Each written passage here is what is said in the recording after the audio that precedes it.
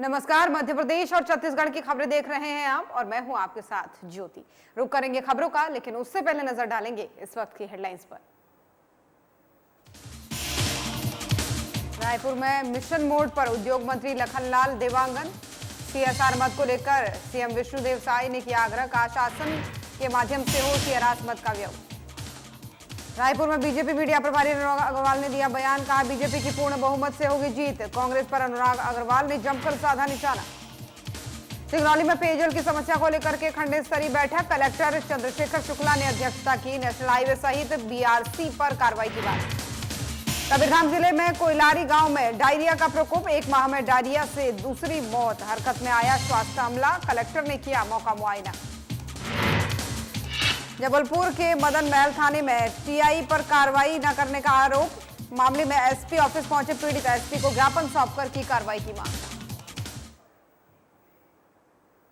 चलिए शुरुआत करेंगे खबरों की। रायपुर में वाणिज्य उद्योग और श्रम मंत्री लखनलाल देवांगन ने मुख्यमंत्री विष्णुदेव साय से सीएसआर मद का व्यय और निर्माण कार्य राज्य शासन में संपादित करने और भारत सरकार से आवश्यक समन्वय बनाने का आग्रह किया है।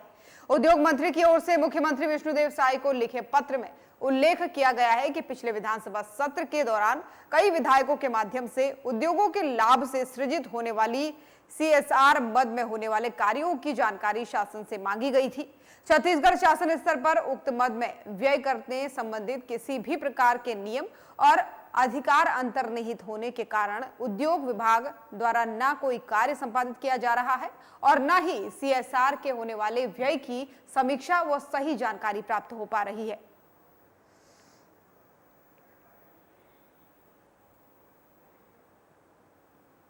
और छत्तीसगढ़ में चुनाव के बाद से अब अन्य प्रदेशों में भी अन्य चरणों में चुनाव होने हैं। ऐसे में छत्तीसगढ़ के बड़े बड़े दिग्गज नेताओं की ड्यूटी दूसरे राज्यों में लग रही है और इसी संदर्भ में बीजेपी के मीडिया प्रभारी अनुराग अग्रवाल ने कांग्रेस पार्टी पर जमकर निशाना साधा है और कांग्रेस पार्टी के तीनों नेता कवासी लखमा, भूपेश बघेल और दीपक बैज को जमकर आड़े हाथों लिया। उन्होंने कहा कि जब इनको विधानसभा की टिकट दी गई थी तब भी इनका कहना था इन्हें चुनाव नहीं लड़वाना है और अब अन्य प्रदेशों में भी उनकी हालत खराब है।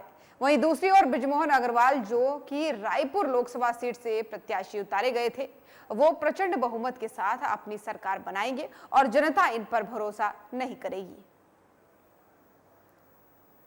कांग्रेस ने अपनी डूबती साख को बचाने के लिए अपने 3 वरिष्ठ नेताओं को मैदान पर उतारा है, जिसमें पूर्व मुख्यमंत्री भूपेश बघेल जी, पूर्व मंत्री कवासी लखमा जी और देवेंद्र यादव। लेकिन जिस प्रकार से हस्र दिख रहा है कि भूपेश बघेल जी ने टिकट मिलने के बाद कहा था कि मैं चुनाव लड़वाना चाहता हूं। कवासी लखमा ने तो सरेआम स्वीकार किया था कि मैं अपनी बेटे के लिए बहू लेने गया था, मुझे पत्नी पकड़ा दी गई। और देवेंद्र यादव का क्या हस्र है दुनिया जानती है। दूसरी तरफ भारतीय जनता पार्टी ने बृजमोहन अग्रवाल जी को चुनाव पर उतारा, जो प्रचंड बहुमत से जीतने वाले हैं। और इस एक उपचुनाव में कांग्रेस का पुनः वही हाल होगा जो विधानसभा चुनाव में हुआ है। आखिर अपनी साख खो चुके विधानसभा हारे दीपक बैज जी किस मुंह से कांग्रेस की विजय की बात कर रहे हैं, ये बड़ा हास्यास्पद है। और सरगुजा पुलिस की तरफ से जारी अभियान ऑपरेशन विश्वास के तहत आम नागरिकों के हित में लगातार आवश्यक कार्रवाई की जा रही है और इसी क्रम में पुलिस अधीक्षक ने जिले में विभिन्न थानों और चौकियों में पदस्थ अधिकारियों और कर्मचारियों के साथ समीक्षा बैठक की है और इस दौरान पुलिस अधीक्षक ने सोलेशियम योजना यानी हिट एंड रन अंतर्गत आश्रितों को जल्द राहत राशि और मुआवजा प्रदान करने के लिए की जा रही कार्रवाई के संबंध में जानकारी ली है। वहीं पुलिस अधीक्षक ने अधिकारियों और कर्मचारियों को निर्देशित किया है कि हिट एंड रन के दर्ज प्रकरणों में मृतकों के स्वजनों और गंभीर रूप से घायलों को मुआवजा राशि दिलाने के लिए 1 सप्ताह के भीतर आवेदन भेजें।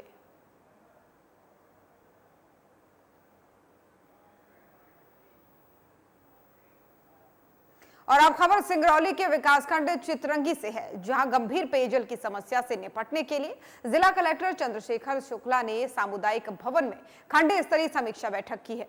बैठक में मुख्य कार्यपालन अधिकारी गजेंद्र सिंह नागेश, उपखंड अधिकारी सुरेश जाधव, तहसीलदार ऋषि नारायण सिंह उपस्थित रहे। वहीं बैठक में उपस्थित एसडीओ उपयंत्री पटवारी, सचिव रोजगार सहायक और लोक सेवकों को जिला कलेक्टर ने निर्देश करते हुए कहा कि सभी ग्राम पंचायतों में पेयजल संकट से निपटने के लिए पुख्ता इंतजाम किए जाएं। बिगड़े हुए पंपों का सुधार करें और इस भीषण गर्मी में लोगों को रोजगार से संबंधित कहीं भटकना न पड़े रोजगार के लिए। इसके लिए मनरेगा के कार्यों में तेजी लाएं। साथ ही नेशनल हाईवे के संबंध में कलेक्टर ने कहा कि नेशनल हाईवे में जो भी कार्य अनाधिकृत रूप से चल रहे हैं उस सब पर निगरानी रखी जा रही है।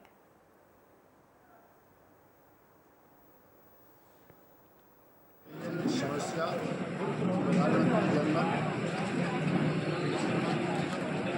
मनरेगा, इसके अलावा स्थानीय स्तर पर जो भी समस्याएं हैं उसकी समीक्षा की गई है।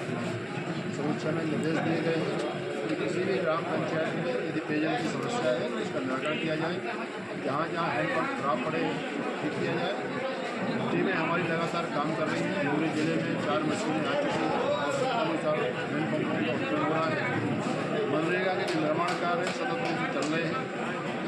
जहाँ जहाँ आवश्यकता है उसको निर्देशित कर दिया गया है कि न्यूनतम 5 सामुदायिक कार और 20 हितग्राही मूलक कार हमेशा ग्राम पंचायत में उपलब्ध रहें, ताकि जहाँ कहीं पर भी रोजगार की डिमांड हो उसको पूरा किया जा सके। और कोरबा नगर पालिका निगम अंतर्गत बालाकोट क्षेत्र के वार्ड क्रमांक 34 चेक पोस्ट में सोनी समाज के सामुदायिक भवन में किचन सेट निर्माण का भूमि पूजन किया गया है, जिसका भूमि पूजन समाज के सम्मानी लोगों द्वारा किया गया है। और इस दौरान मौके पर अमित सोनी, देवी दयाल प्रकाश, अंकित, सुभाष, राकेश, शिव सोनी इत्यादि उपस्थित थे।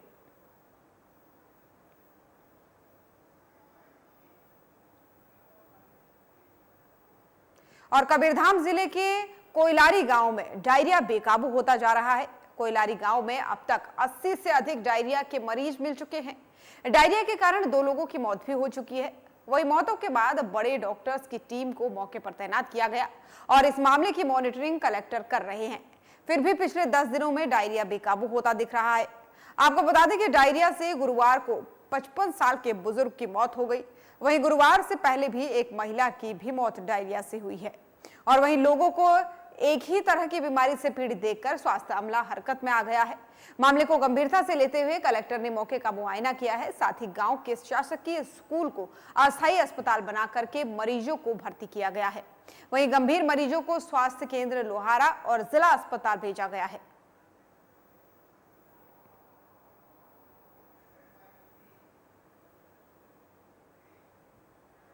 और राजधानी रायपुर के टेकरापारा थाना के आईटी दुर्गेश रावत ने संवाददाता करिश्मा सोनी से खास बातचीत की है, जिसमें उन्होंने अपने करियर की शुरुआत के बारे में बताया। और इस दौरान उन्होंने कहा कि पहले वो सब इंस्पेक्टर की पोस्टिंग पर थे और वहां से नक्सली बेल्ट तक उन्होंने प्रभार संभाला। इसी के साथ ही थाना इंचार्ज दुर्गेश रावत ने क्या कुछ कहा है, क्या कुछ साझा किया है, आइए आपको सुनवाते हैं। की नौकरी, जी हाँ, ज़्यादातर हम सुनते हैं कि थाना इंचार्ज की नौकरी को लोग हल्के में लेते हैं, लेकिन ये जो नौकरी है सबसे ज़्यादा कहा जा सकता है कि संघर्ष पूर्व होती है, क्योंकि बार बार तबादले होते हैं और उसके बाद भी देखा जाता है कि नए क्षेत्र में फिर से काम शुरू करना और उस क्षेत्र को अपना बनाना और वहाँ के लोगों की परेशानियों को रोज़ाना सुनना और उन्हें उनके जितनी भी परेशानियाँ उनका निवारण करना काफ़ी ज़्यादा मुश्किलों भरा काम होता है। ऐसे में आज हम रायपुर राजधानी की बात करते हैं तो टिकरापाना थाना क्षेत्र के थाना इंचार्ज दुर्गेश रावते जी हमारे साथ जुड़े हुए हैं। सीधा उनसे संवाद करेंगे और जानेंगे कि उन्होंने अपने जीवन में जब इस कार्य को शुरू किया तो क्या कुछ परेशानियां उनके सामने आई। सबसे पहले तो आपसे पूछना चाहूंगी रावते जी कि जब आपने चालू किया थाना इंचार्ज की नौकरी को तो तब आप कौन सी पोस्ट पर थे और कहां पर जो है आपकी पोस्टिंग पहले की गई थी? पहले तो आप साधना चैनल को मेरी ओर से नमस्कार।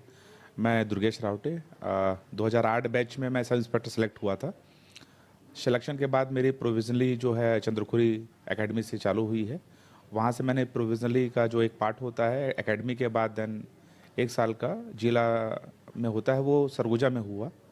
वहाँ मैंने विभिन्न थानों में मैंने अपना प्रोविजनली ख़त्म करने के बाद पहली पोस्टिंग जो हुई वो मेरी महासमुंद में हुई, जहाँ पर मैंने बागबहरा और सरायपाली में मैंने पोस्टिंग पर 3 साल का जो टर्नओवर होता है वो काटने के बाद मेरी सेकंड जो पोस्टिंग हुई वो नक्सलाइट बेल्ट नारायणपुर में हुआ, जहाँ मैं कुकराझोर और धौड़ाई थाना प्रभारी के पद पर 3 साल तक मैंने वहाँ पर अपनी सेवाएं दी है। जहाँ पर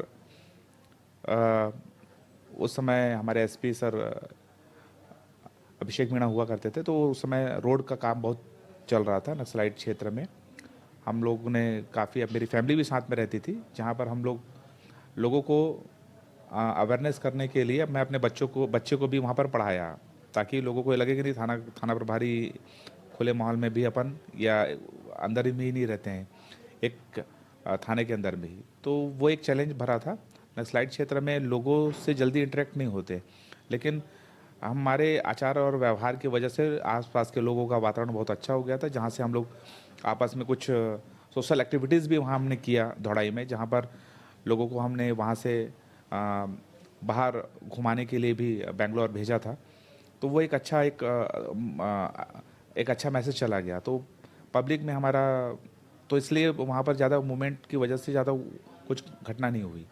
इसके बाद नारायणपुर के बाद मेरी उस समय सब इंस्पेक्टर के बाद जस्ट मेरी पहली पोस्टिंग टीआई में हुई, वो वहाँ से धमतरी में हुआ, जहाँ मैं नगरी और मेचका में, वो भी नक्सलाइट बेल्ट है, वहाँ पर भी मैंने अपनी सेवाएं दी है। तो इसके बाद फिर मैं वहाँ से कोरबा चला गया। कोरबा के बाद फिर मैं रायपुर में अपनी सेवाएं दी। अभी रायपुर में सेवा दे रहा हूँ। अभी टिकरापारा थाना प्रभारी हूँ। जब आपने सोचा होगा कि आपको अगर पुलिस में ही काम करना है, तो किस तरीके से आपके विचार जो है वो हुए, और साथ ही में क्या आपको केवल पुलिस में ही काम करना था, या फिर मन में कोई भावना थी कि कुछ और भी कर सकते थे? क्योंकि सभी के मन में होता है कि कभी ना कभी कोई बैकअप प्लान भी होता है, तो अगर टीआई नहीं तो फिर क्या?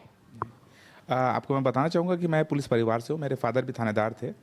उनका भी एक रोड एक्सीडेंट में एक्सपायर हो गया था। तो मेरा पहले से ही, शुरू से ही एम रहा है कि मैं थानेदार ही बनूँ, जो मैंने अचीव कर लिया। क्योंकि ये एक ऐसा प्लेटफॉर्म है पुलिस की यूनिफॉर्म, जहाँ से लोगों की समस्या सुन करके तुरंत निवारण करने का और समाज के प्रति सेवा करने का जो भावना होता है वो लगातार लगा रहता है, और लोगों की समस्याओं को दूर करने में जो एक खुशी मिलती है, वो बहुत बड़ी खुशी होती है।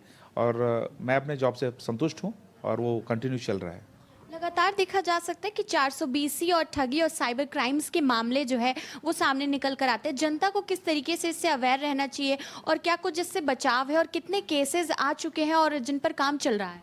जी हाँ, मैं आपको बताना चाहूँगा कि हमारे एसएसपी सर हैं श्री संतोष सिंह सर, उनके मार्गदर्शन एवं निर्देशन में हमारे यहाँ निजात का कार्यक्रम चल रहा है, जहाँ पर हम हर एक मोहल्ले में जा कर के लोगों को इकट्ठा करके, महिला, पुरुष और बच्चों को साइबर क्राइम के बारे में, गुड टच बैड टच के बारे में, यातायात के बारे में, साथ ही साथ नशा के लिए उनको दूर करने के लिए क्या क्या चीज़ें करनी चाहिए, महिलाओं को खासकर हम अग्रसर कर रहे हैं। तो ये हम लोग, इसके अलावा जो चीज़ें आप देखते भी होंगे पेपर में, कई बार ठगी के शिकार हो, इतना अवेयरनेस करने के बाद भी, कैंपेनिंग करने के बाद भी चीज़ें लोग पेपरों में देखते ही हैं कि वो ठगी का शिकार हो जा रहे हैं। हमारे यहाँ हर ज़िले में, और खासकर रायपुर में तो सोशल मीडिया के माध्यम से भी एक हमारा रायपुर पुलिस का जो ग्रुप बना हुआ है, उसमें भी हम साइबर कैफ़े के बारे में, साइबर क्राइम के बारे में सब बताते जा रहे हैं, लोगों को अवेयरनेस करते जा रहे हैं। अपराधों पर नियंत्रण करने के लिए आप क्या कुछ कदम उठाना चाहेंगे? क्योंकि सभी कुछ ना कुछ नया लेकर आते हैं, आप क्या कुछ नया करने वाले हैं? आपको मैं बता रहा हूँ, मेरी विगत अभी 6-7 महीने हो रही है मुझे टिकरापारा में आए हुए। अभी हम लोग एक टिकरापारा नशा मुक्ति का एक हमारा व्हाट्सएप ग्रुप है, जिसमें हम जिस एरिया में हम जा कर के लोगों को अवेयरनेस कर रहे हैं, उस ग्रुप में जुड़ते जा रहे हैं। और हम एक आह्वान कर रहे हैं कि लोग उस ग्रुप से जुड़ करके, यदि कहीं पर भी नशा कर रहे होंगे लड़के, या अड्डेबाजी कर रहे होंगे, या कुछ बदमाशी कर रहे होंगे, उसकी फ़ोटोग्राफ्स या वीडियो अगर भेज देंगे हमको, तो उसमें हम उनको उठा करके उन पर कार्रवाई करते जा रहे हैं, जिससे हमारे क्षेत्र में, जैसे टिकरापारा काफ़ी न्यूसेंस क्रिएट एरिया है, चाकूबाजियों की घटना होते रहती है, मारपीट की घटना होती रहती है, तो उसमें अभी अंकुश आया हुआ है। लोगों में ग्रुप में जुड़ करके लोगों में डर बैठ गया है। और हम एक ये भी कर रहे हैं कि 10:30 बजे के बाद जो फालतू लड़के जो घूम रहे हैं, उनके माता पिता को भी हम पहले बोलते जा रहे हैं कि आप उनके अपने बच्चों को संभाल के रखिए, 10:30 बजे वो बाहर नहीं घूमेंगे। जो घूमते हुए पाए जा रहे हैं उन पर हम कार्रवाई करते जा रहे हैं। लगातार देख सकते हैं, अगर बात करते हैं जनता की, तो कहीं ना कहीं जनता जो है पुलिस अफसरों से काफ़ी ज़्यादा डरती है, और कोई भी कंप्लेन हो तो उनके मन में कई ऐसे सवाल आते हैं, जिसकी वजह से कहीं ना कहीं जनता और पुलिस के बीच में थोड़ी सी दूरी आ जाती है। उसे कम करने के लिए क्या कुछ करें? आप देख ही रहे होंगे, क्या है कि मैं थाने में बैठने के बाद पूरे कंप्लेनर जो भी आते हैं थाने में, उनसे मैं डायरेक्ट इंटरेक्ट होता हूँ। उनकी समस्या को सुन करके तुरंत पेट्रोलिंग गाड़ी या सिविल पेट्रोलिंग या अपने विवेचकों को भेज करके तुरंत निदान करते हैं। तो लोगों को एक पुलिस के प्रति जो डर रहता है वो ख़त्म हो रहा है। साथ ही साथ जो हम निजात के तहत मोहल्ले में जा रहे हैं उनको ये आह्वान कर रहे हैं कि आपको थाने आने की ज़रूरत नहीं है, आप अपनी कंप्लेन मोबाइल पे बता दीजिए। मेरी मोबाइल 24 घंटे चालू रहती है। इस दौरान वो जो भी कंप्लेन रात में भी करते हैं तुरंत कार्रवाई करके, हमारे पास 112 भी है, पेट्रोलिंग भी है, सिविल पेट्रोलिंग भी है, तो हम हर माध्यम से उनके पास पहुंच करके उनकी समस्याओं का निदान कर रहे हैं। मुखबिरी तंत्र की अगर बात करें तो पहले देखा जाता था वो काफ़ी ज़्यादा स्ट्रांग हुआ करता था। अब जो है देखा जा सकता है कि उतना कुछ जो है भरोसा या जो सोर्सेस है वो कहीं ना कहीं कम नज़र आते हैं। तो वो किस तरीके से काम? देखिए, मुखबिरी के लिए तो कई चीज़ें हैं। साथ में हम लोगों ने अपने बताया ना, लोगों में आज भी पुलिस के प्रति विश्वास बना हुआ है। लोग अच्छे लोग भी हैं जो पुलिस की मदद करते हैं। इसके साथ साथ हम लोगों के बीच में जा कर के CCTV कैमरे का आह्वान कर रहे हैं ताकि उनको भी ये लगे कि हाँ, ये हमारे लिए अच्छी चीज़ें हैं, हमारे लिए नहीं, हमारे पड़ोस के लिए अच्छी चीज़ें हैं। कभी किसी समस्या का सॉल्यूशन उससे निकल जाएगा। साथ ही साथ उसके साथ साथ जो हमारी कैंपेनिंग चल रही है निजात के तहत, वो भी लोगों के जुड़ाव होता है। तो उसकी जब समस्या का दूर होती है तो वो अपने आप पुलिस से जुड़ जाता है। कोई ऐसी कहानी जब आपकी पोस्टिंग्स इतनी जगह, जब आप नक्सली बेल्ट में भी गए हो, काफ़ी ज़्यादा मुश्किल भरा होता है वहाँ पर काम करना, तो कोई ऐसी स्टोरी जो आपको याद हो, जो संघर्षपूर्वी हो, लेकिन जब वो आपका टास्क पूरा हो गया हो तो काफ़ी ज़्यादा खुशी आपको हुई हो? मैं बताना चाहूँगा, मैं जब धौड़े थाना प्रभारी था तो वहाँ पर मेरी वाइफ भी और हम दोनों मिल करके हम लोग एक जो आर्ट ऑफ लिविंग संस्था उसे हैं, तो वहाँ के लोगों को हम लोग योगा प्राणायाम के माध्यम से जोड़ करके बाहर में स्कूलों में कोर्सेज करवाए, लोगों को जोड़ा, लोगों को फिर वहाँ से बेंगलोर आश्रम भेजा, उनको अपने खर्चे पर भेजा। क्योंकि लोग जो है नारायणपुर में, धौड़ाई में कभी बाहर निकलते नहीं हैं, तो उनको रायपुर शहर घुमाने के लिए भी हमने प्रयास किया। तो वो चीज़ें बहुत अच्छी रही और वो बहुत कारगर रही। तो उसमें थाने के पीछे बाज़ार लगता था। मेरे कार्यकाल में कभी भी बाज़ार में कोई एक्टिविटीज़ नक्सलाइट के द्वारा नहीं की गई। मेला लगता था, उसमें मैं खुद जाता था। तो वो मेरे लिए नारायणपुर का जो एक यादगार चीज़ें रहा, वो नक्सलाइट बेल्ट का, वो बहुत अहम रहा। युवाओं की अगर बात करें तो युवा भी आपकी तरह अगर बनना चाहें और आपकी ओर गर्व से जब देखते हैं तो उनके लिए क्या कुछ मैसेज देना चाहेंगे? मैसेज यही है कि अभी फ़िलहाल तो अपने पढ़ाई पर ध्यान दें, फोकस करें। अभी आज के वातावरण में नशा बहुत तेज़ी से फैल रहा है, खासकर शहरों में भी, गांव में भी है। लेकिन इसमें मैं बच्चों को बजाय उनके माता पिता को ये आह्वान करूंगा कि अपने बच्चों को कृपया करके 1 घंटा दीजिए। आपका बच्चा किससे दोस्ती कर रहा है, किससे बात कर रहा है, उस पर ज़्यादा ध्यान देने की ज़रूरत है। हम अपने व्यस्त लाइफ में इतने व्यस्त हो जाते हैं कि अपने बच्चों के प्रति ध्यान नहीं दे पा रहे हैं कि उसकी दोस्ती किस लोगों से है, किस प्रकार के दोस्तों के साथ में हो गई है। अगर वो अंकुश अगर माता पिता चालू कर दें तो वो चीज़ें कम होने लग जाएंगी। इससे युवा जो है अच्छे विचार के प्रति अग्रसर होंगे। साथ ही साथ मोबाइल बहुत बड़ा एडिक्शन हो गया है, तो बच्चे क्या देख रहे हैं कृपया करके इस पर भी ध्यान दें, क्योंकि बहुत सारी क्राइम्स मोबाइल से हो रही है। तो ये जैसे आप फेसबुक में, अपना व्हाट्सएप में कई बार फ़ोटो वायरल करते हैं, कृपया वो सब ना करें। ये मेरा एक आह्वान है सब नौयुवाओं से।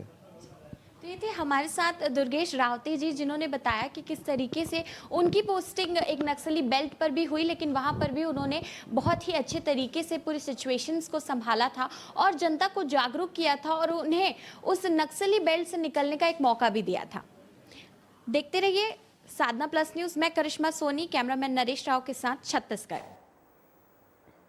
और जबलपुर के मदन महल थाने के टीआई पर आरोपियों पर कार्रवाई न करने का आरोप लगाया गया।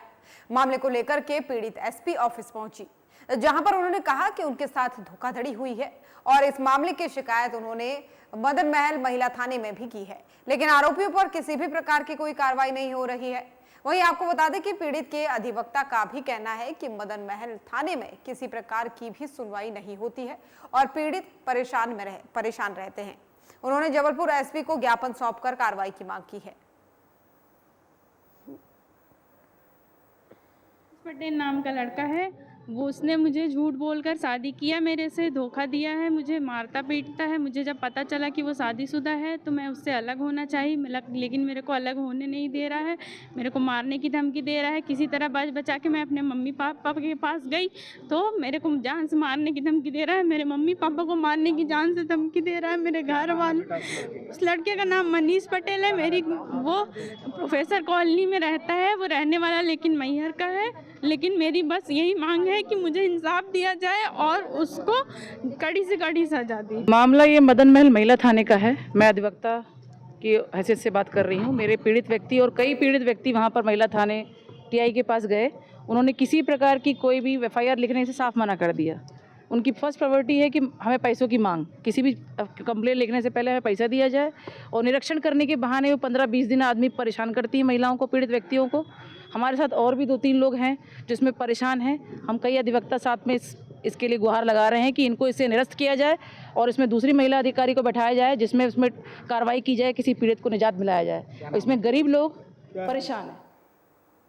और मुख्यमंत्री के निर्देशों के पालन में नगरपालिका के सीएमओ अपनी टीम के साथ खुले में मांस विक्रय कर रहे दुकानदारों पर कार्रवाई करने के लिए स्थानीय रोहिदास मार्ग पहुंचे, जहां पर मांस विक्रेता और उनके परिवार की महिलाओं ने सीएमओ संजय पाटीदार और उनकी टीम के साथ अभद्र व्यवहार कर हाथापाई भी की।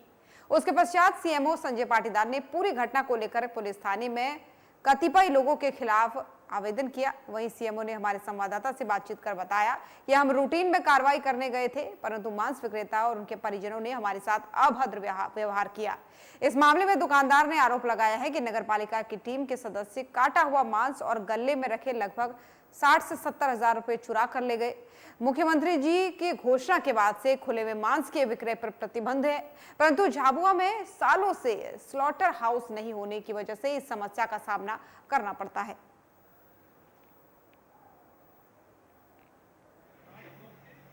पालिका की पूरी टीम आकर यहाँ पर महिलाएं भी थी।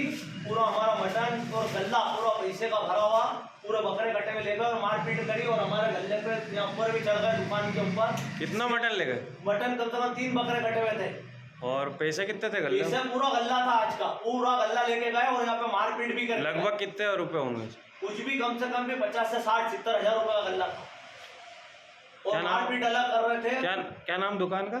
साहिल मटन शॉप। खुले में तथा अवैध तरीके से मांस और मटन की लगातार शिकायतें मिल रही थी।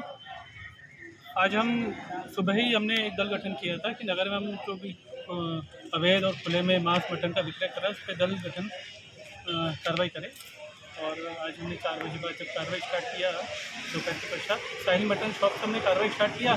तो वहाँ पर जब हमने उनसे लाइसेंस मांगा, लाइसेंस पेश नहीं कर पाए, जो उनका लाइसेंस एक्सपायर हुआ तो वो उन्होंने पेश किया।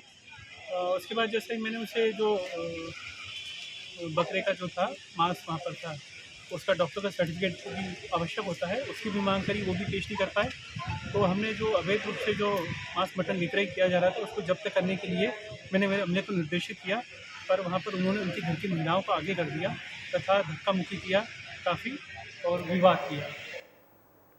और रायसेन के नीमखेड़ा के पास एक व्यक्ति पर टाइगर ने अटैक कर दिया, जिससे व्यक्ति की मौत हो गई। वहीं इसकी सूचना ग्रामीणों ने वन अमले को दी है। सूचना पाकर मौके पर एसडीओ सुधीर कुमार पाटले और वन विभाग कामला पहुंचा। वहीं व्यक्ति की मौत के बाद इलाके में सनसनी फैल गई है और लोगों में दहशत का माहौल भी है। आपको बता दें कि वर्तमान में तेंदुपत्ता तुड़ाई का भी सीजन चल रहा है। लोगों का जंगल में जाना भी स्वाभाविक है। अब देखना होगा कि वन विभाग क्या कुछ इंतजाम इसके लिए करता है। ये तो विवेचना का विषय अभी प्रथम दृष्टया तो कुछ इसमें अभी समझ नहीं आ रहा है कि किस जानवर में हमला किया है, लेकिन ये कंफर्म है कि किसी वाइल्ड एनिमल ने इस पर अटैक किया है। कहाँ गए थे ये और क्या कर रहे थे? ये एक्चुअली इनका नाम मदिराम है और ये नीमखेड़ा के निवासी है और ये हमारे तेंदुपत्ता संग्राहक हैं। तो ये सुबह 6 बजे के दरमियान ये तेंदुपत्ता संग्रहण करने के लिए हमारे वन क्षेत्र में R35 नीमखेड़ा बीट में गए हुए थे तेंदुपत्ता संग्रहण करने के लिए। जब इनकी जो डेड बॉडी जो मिली है, इनके पास में एक बोरी मिली जिसमें तेंदुपत्ता भी रखे हुए थे। तो अभी सर जांच में क्या पाया है, कौन किस जानवर के निशान? अभी इस पर साक्ष्य तो कुछ नहीं मिल पाए, हमारी सर्चिंग अभी भी चल रही है और जो कल इसका इनका पीएम होगा, पीएम के बाद और स्थिति क्लियर होता है।